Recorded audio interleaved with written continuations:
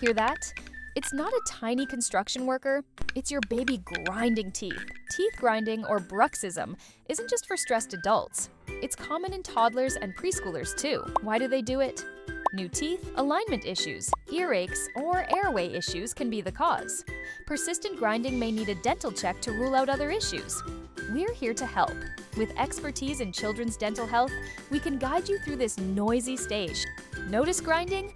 Keep track of when it happens and mention it during your child's next dental visit.